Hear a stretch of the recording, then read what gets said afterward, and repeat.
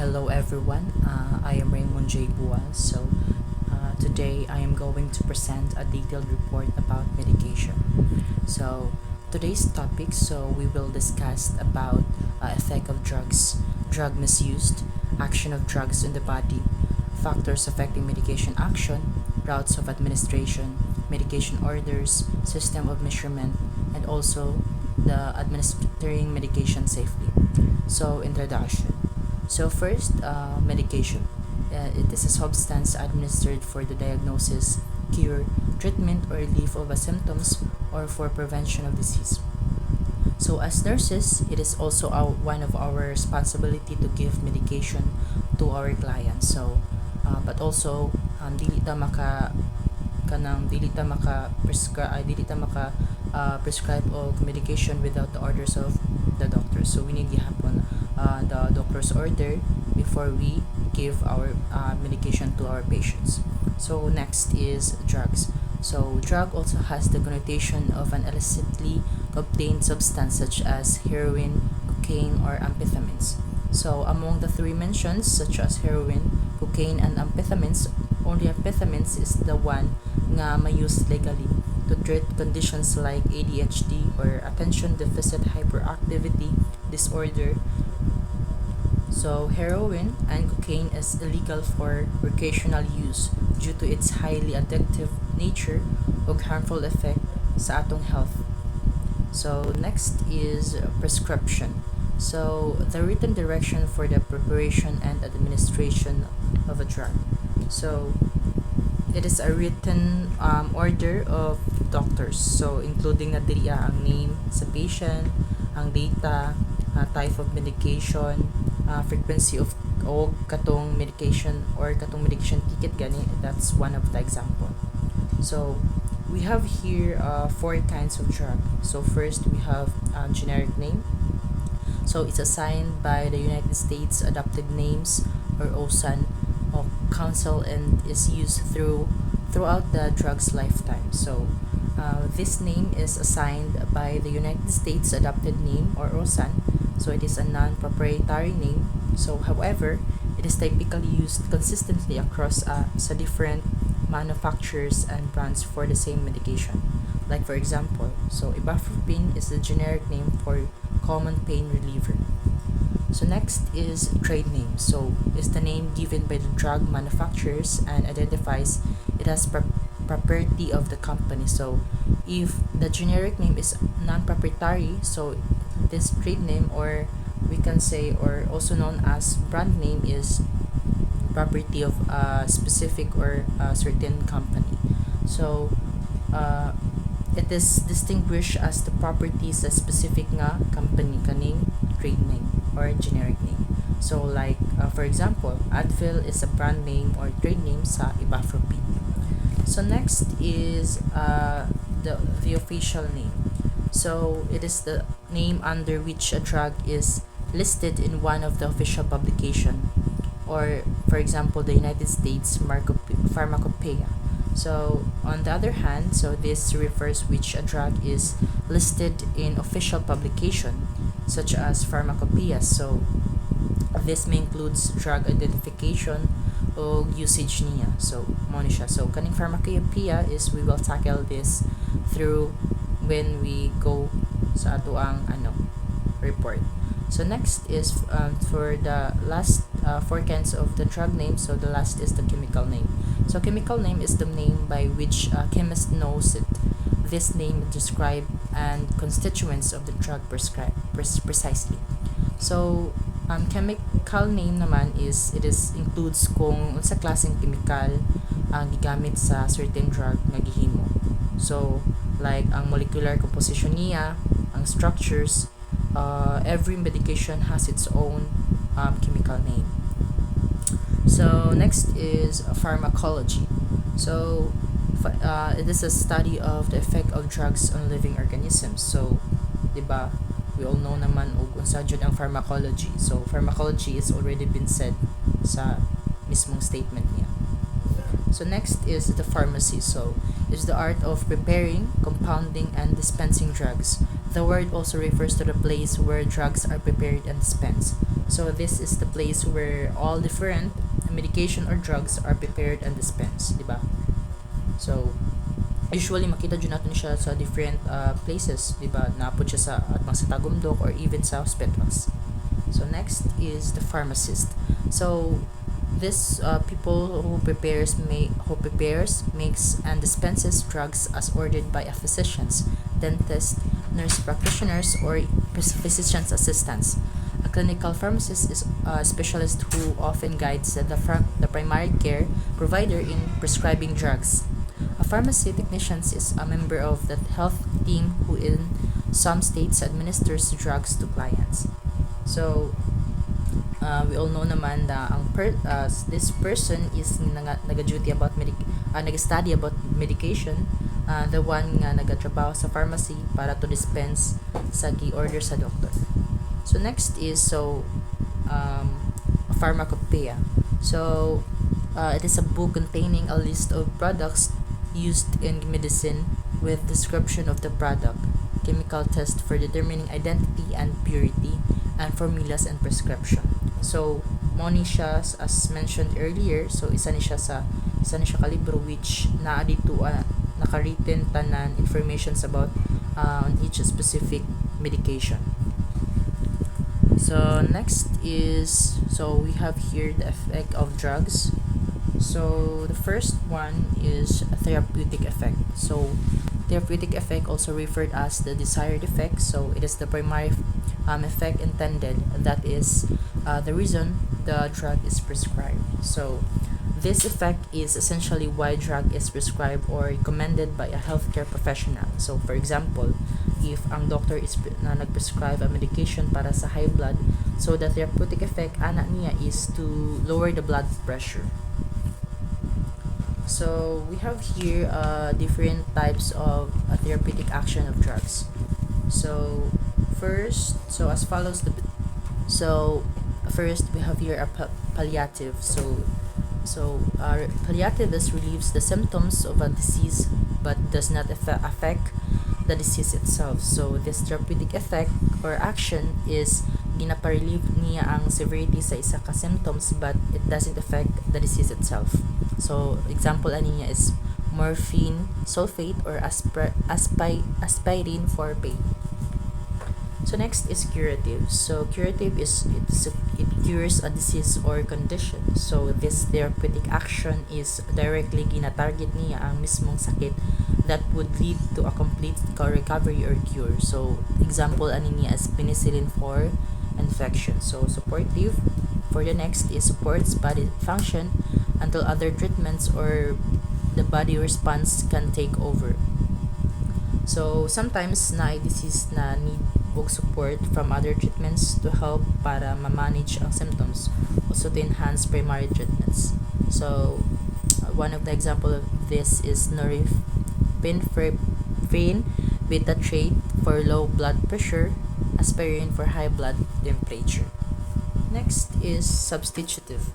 So substitutive replaces body fluids or substances. So this type of therapeutic action may be sometimes needed, especially kung imong body is unable to produce or utilize certain substances. So we need a substitute, another type of therapy. So one of the example is the Bolsufan for leukemia. Rather thyroxine for hypothyroidism, and insulin for diabetes mellitus. Next is the chemotherapeutic.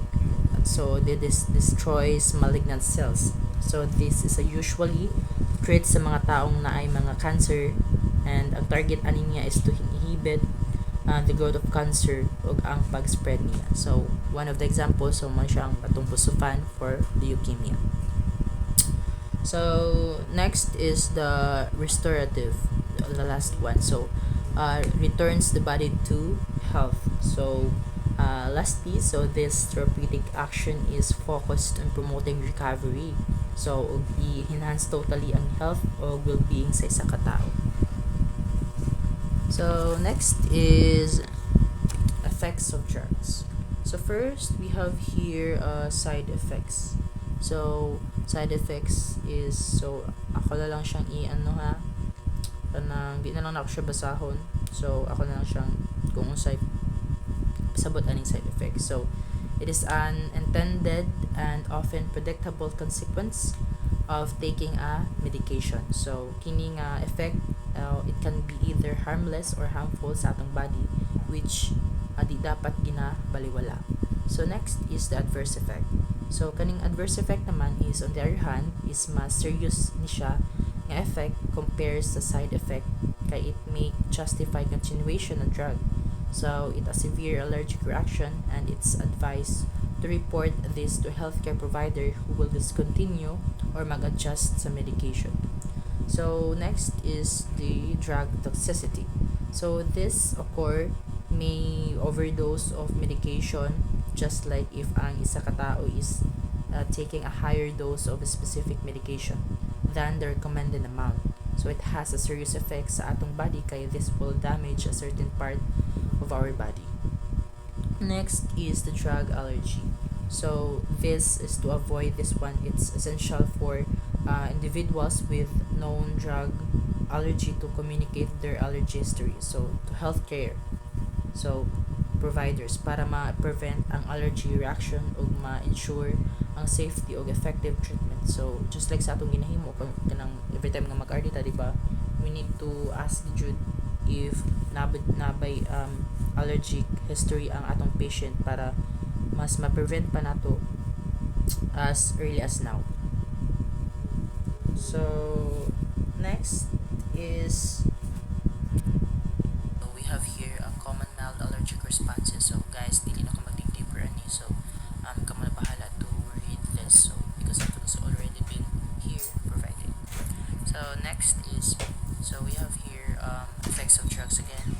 So first is anaphylactic reaction. So this reaction is severe or potential life-threatening, which symptoms may leads may includes rather lisod og ginhawa, pagswell sa imong nawong, og throat, pagbaba sa blood pressure, and rapid pulse. So that's why need siya og our immediate medical treatment to prevent fatalities. Kay grabe severe jud kay siya nga reaction guys, kay it leads to makamatay jud ni siya sa isa ka tawo, kay labi nagdili dayon magapan. So next is a drug tolerance. So this typically sa mga taong ilang body is less responsive sa drugs, mo nang gina-required sila higher doses to achieve the same therapeutic effect. So next is cumulative effect. So it is an increased response or intensity sa drugs sila pinain ang multiple doses kun ang administered. So imong lawasan is cannot metabolize or eliminate sa drugs as quickly as it being administered. So mag-cause di siya og stronger or kanang adverse effects sa patient. Next is idiosyncratic effect. So this effect is unexpected ug unpredictable. So like we cannot say nga ang drugs nga atong gikuha sa ka patient is has a less or stronger effect ba, kay atong expected kani nga drug is less effect like pero dili di ay. So next is drug interaction. So this where two drugs is administered together, like for example if ang patient is nag-take og pang anticoagulant medication, so tapos nag-take po siya og another medication which is ibuprofen. So in this case, interfere ng ibuprofen ang effectiveness sa anticoagulant, which mapit pa siya nun siya bleeding instead the effect of anticoagulant medication. So next is synergistic effect. So when two different drugs is taken together, mag-produce ni siya combined effect na mas greater pa sa tagsa-tagsa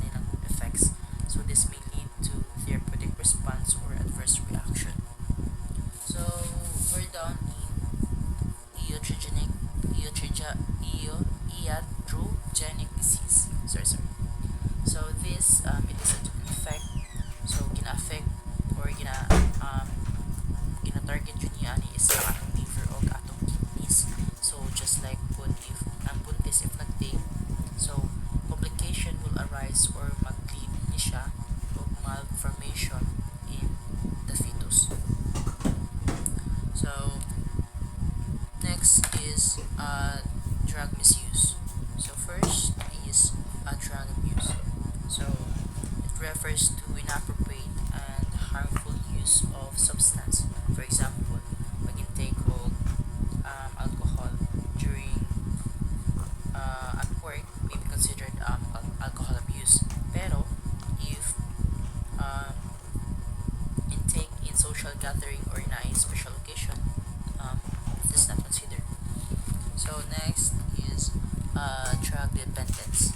So drug dependence is a person's reliance on or need to take a drug or substance.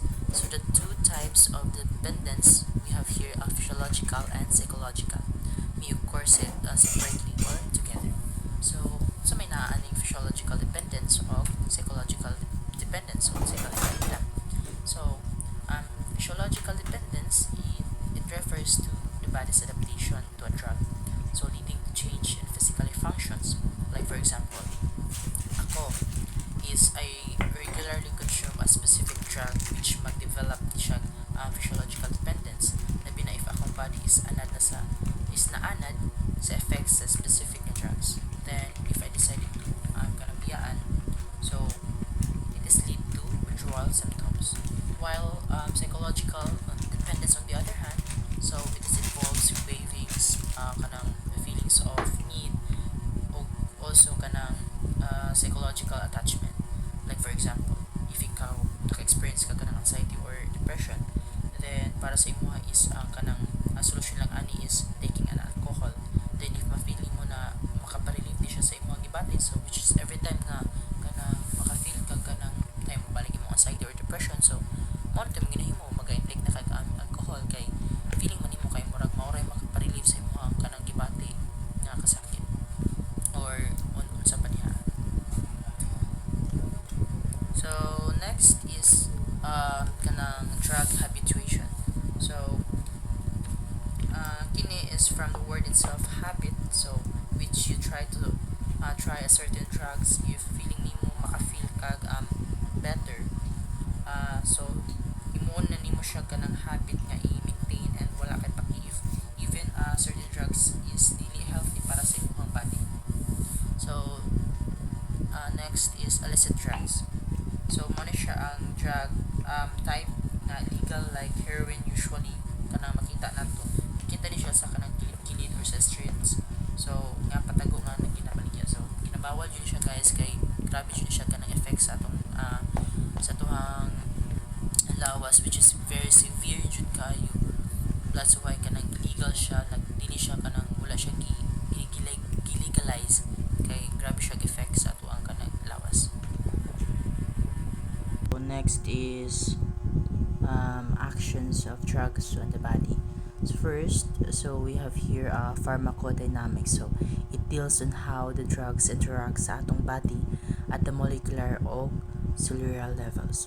Next is our receptors. So na-locate ni siya sa cell surfaces or within the cell jud mismo. This is where ang drugs is mo bind together with the receptor ug naa ni siya different effects. Then when the drugs is nagbind na sa receptor, the pharmacologic effects are either agonist or an antagonist. So what an agonist or antagonist means? So agonist, so ginabig-active niya ang receptors ug mag-produce og biological response nga similar to natural substances.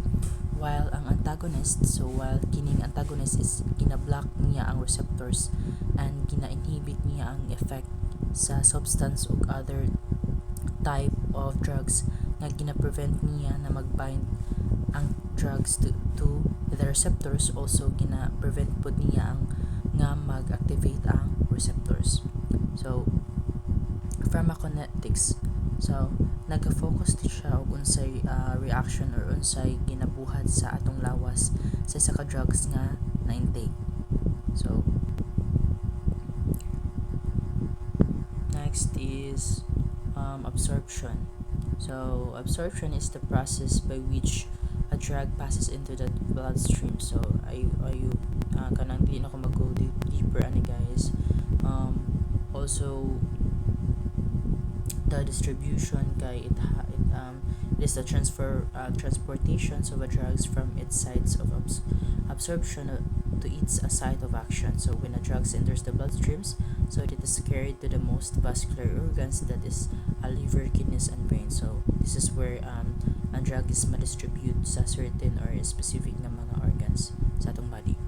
So while in biotransformation, so also called detoxification or metabolism, so this less active form is just gina convert ang drugs into enzymes, di ba?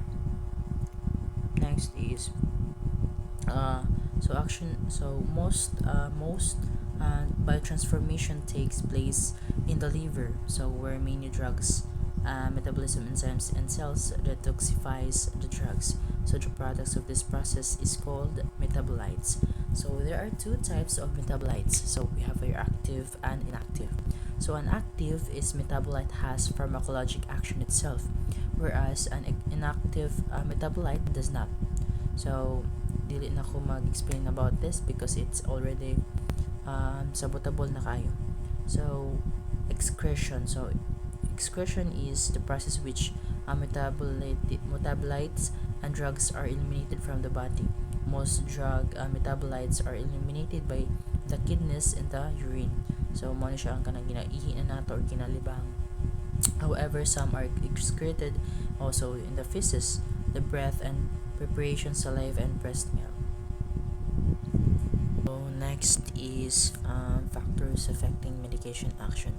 So here are the following that kanang factors nga na affecting medication action. So first is developmental factors, cultural, ethnic, and genetic factors, diet, environment, psychological factors, illness and disease, time of administration. Then now, so we have also here pharmacogenetics. So it is a branch of pharmacology wherein gina-examine niya ang role sa genetics sa drug response. Then also ethnopharmacology. So isa ni study nga ginastudihan ang effect o response sa mga ethnic groups sa gina-prescribe nga medication. Like for example, certain medication is may mag-work well at usual therapeutic dosages sa certain ethnic groups pero toxic din siya sa others. So now we're done in routes of administration. So very familiar naman dyan guys, diba? So one of the routes of administration is sa oral. So orally, so ginatake na siya orally. Then sublingual, so administration of drug is placed under the tongue, so ginabutang na siya sa under the tongue. Then ang buccal kay diri sa kilid sa may kanang cheeks gani, ginabutang na siya. So ining parental, which is it involves kanang a needle or kanang ginatusok. So here are the follows. So we have our subcutaneous or sa tissue, then ang intramuscular dili sa ato ang kanang muscle, then intradermal katong like just like kanang skin test, then intravenous kay katong sa dili sa kamatot sa vein. So we are already done naman kani, di ba, sa atong 103. So di na ako mag-deeper ani. So topical applications are those applied to circumstance surface area of the body. So mo ni siyang katong example sa katong mo siyang sa ini isa ka ganing ginabutang sa alalom sa dila, mo na siyang sublingual, then ang buccal kay kinabutang diri sa kili sa may kanang bag-ang o sa kanang cheeks. So medication orders. So we have here 4 types of medication orders are commonly used.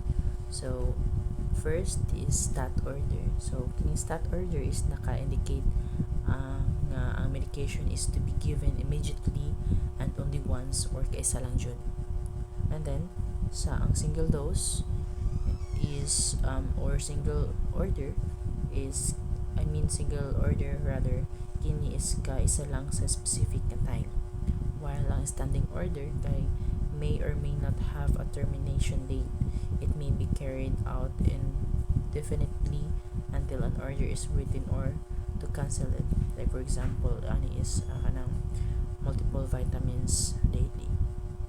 Then ang PRN order is syempre PRN stands for as needed. So i-order lang siya if need.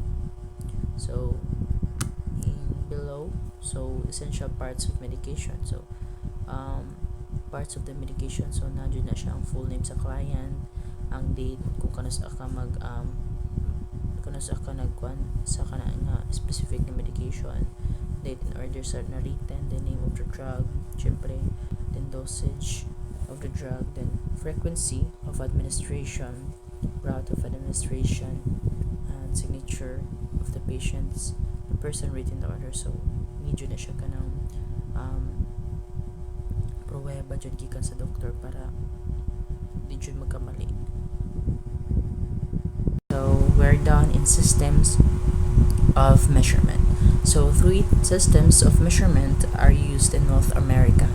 So the metric system, the apothecary system, and the household system, which is similar to the apothecary system. So here are the example in below.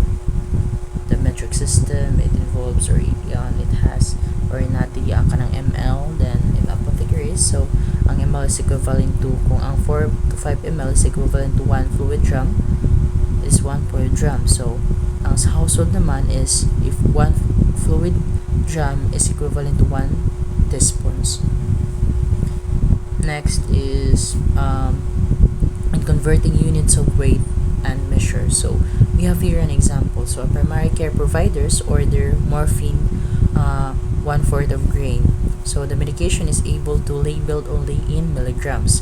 So the nurse knows that 1 milligram is equal to 1 or over 60, or 60 milligram is equals to 1 grain. So to convert the order dose to milligrams, the nurse calculate as follows. So we have here the example. So to convert grain to milligrams.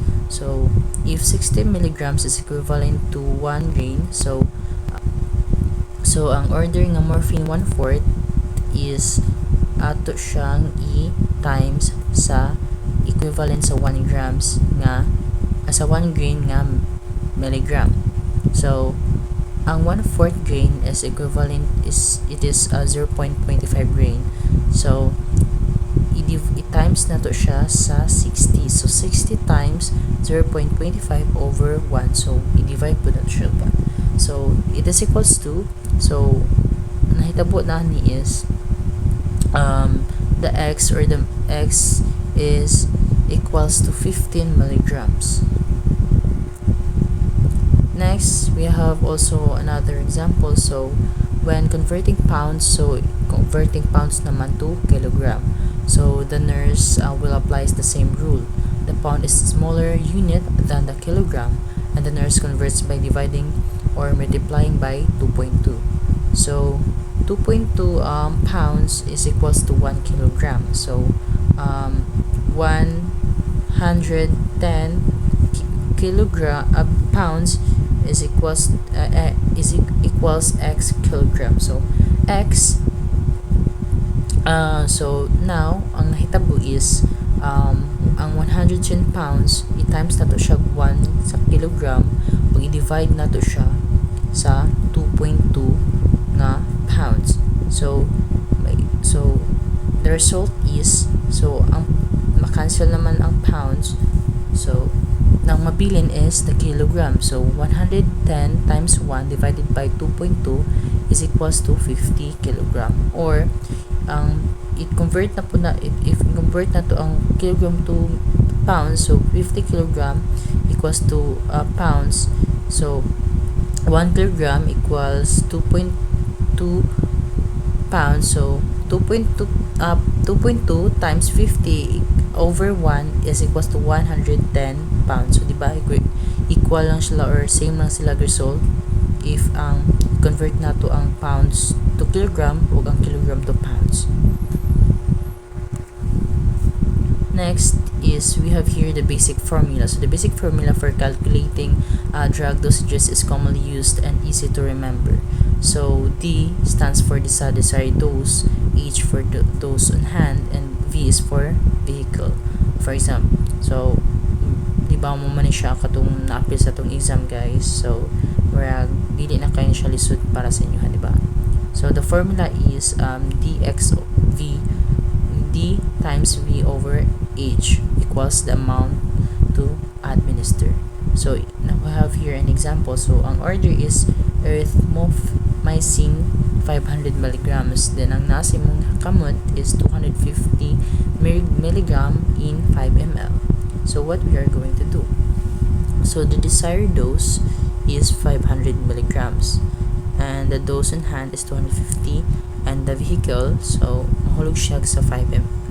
So ang buhaton nato is ang 500 milligram is i-divide lang nato siya sa, so ang desired dose i-divide nato siya sa dose on hand nga 250, and i-times nato siya sa 5 ml.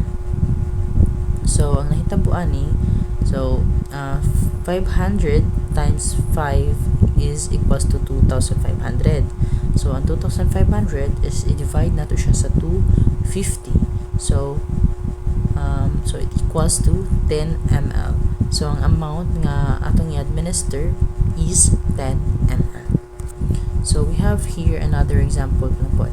So if ang order is phenobarbital grain, so tapos ang imo sa sa imong kamot, nasa imong kamot is 30 milligrams tablets. So before doing the drugs calculation, so the nurse needs to convert the to one systems and units of measurement. In this case, so the nurse converts the grain order to the measurements on hand to milligram. So the 2 grain, so if ang 2 grain is equivalent to 120 milligram, so the desired dose is 120 milligram, and the dose on hand is 30 milligram. Then vehicle, so 1 tablet, so 120 divided by 30 times 1 is equals to 4 tablets. So ang amount to administered lang nimo is 4 tablets. So calculating for individualized drug dosages. So body weight. Unlike the adult dosages, children's doses are not always standard. Body weight significantly affects dosage. Therefore, dosages are calculated. So dosages based on weight use kilograms of body weight and per kilogram medication recommendations to arrive at appropriate and safe doses. So the steps involved in calculating an individualized dose are as follows.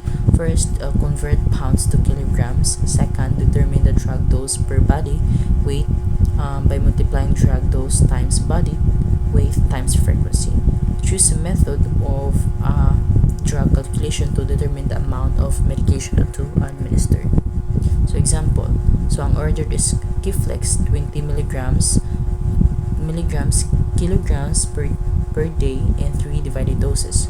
So the client weight is 20 pounds. Ang one hand ang sa imong kamot is suspension is 125 milligrams per 5 ml.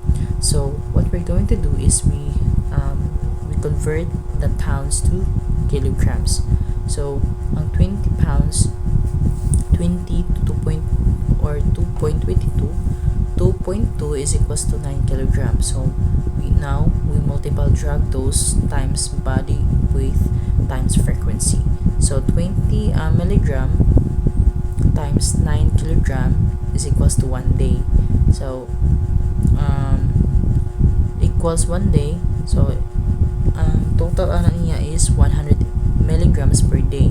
So 100 milligram, ang 180 nga na result is i-divide na to siya sa 3 divided dose.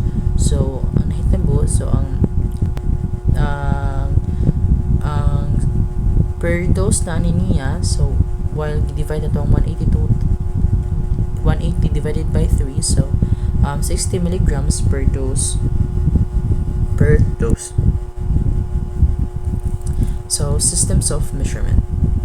So body surface area, sometimes the body surface calculations may be used instead of body weight to individualize the medication dosage. It is considered to be the most accurate method of calculating a child dose.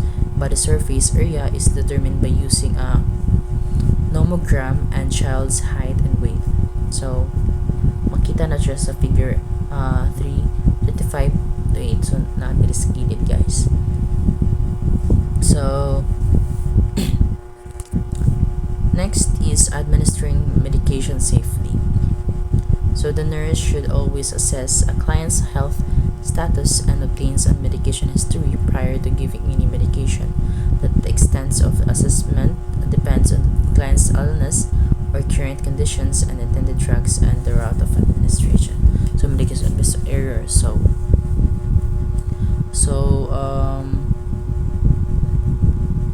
The National Coordinating Council for Medication Error Supporting and Prevention estimates that 98,000 people die annually.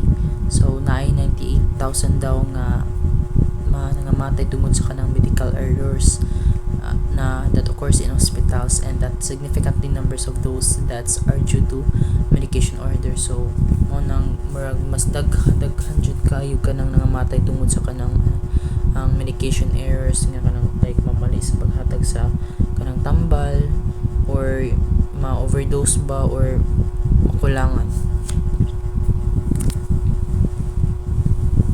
So, medication reconciliation. So, another safety issue that affects the nurse is need to ensure that clients receive the appropriate medication and dosage as they move out or transition through facilities. So, kining medication reconciliation sa kay mo na siya kanang issue na safety effect that will ensure nga ang client is maka-receive an appropriate medications dosage na gikinahanglan niya.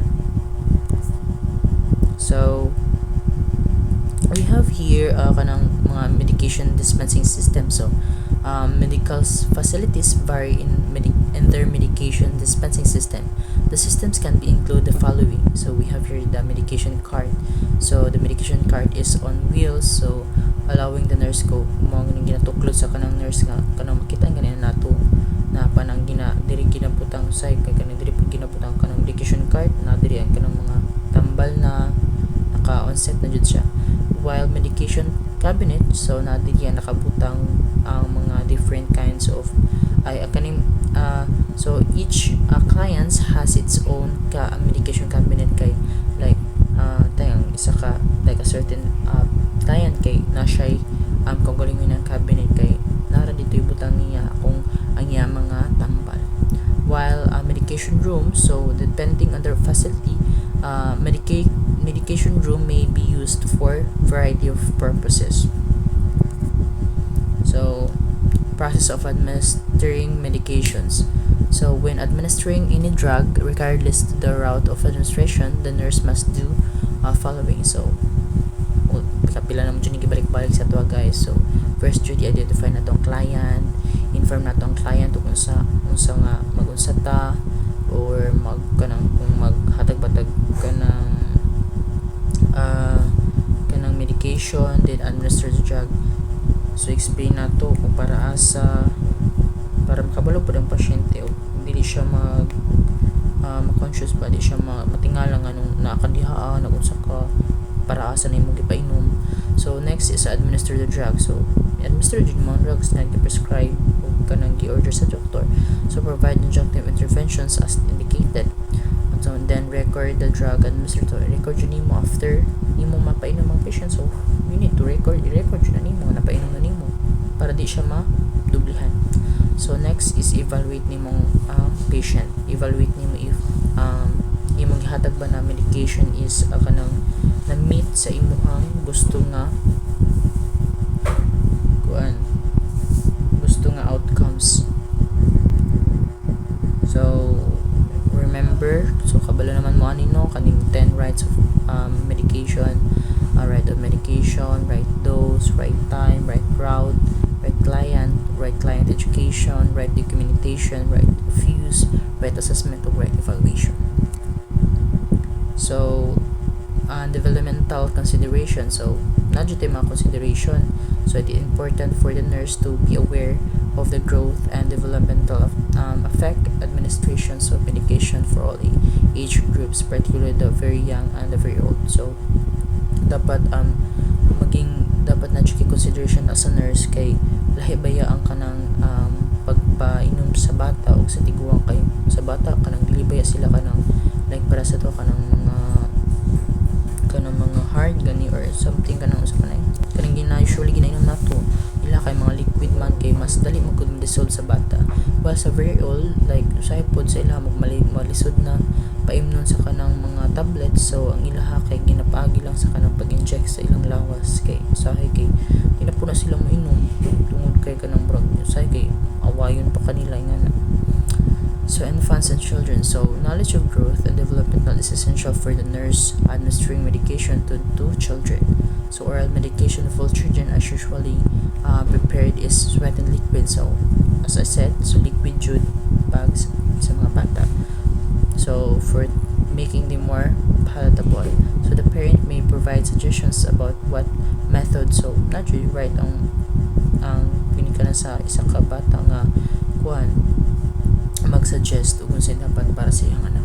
So best for their children. So do not use necessary foods such as milk or orange juice to mask the taste of medications, because the child may develop unpleasant associations and refuse that food in the future.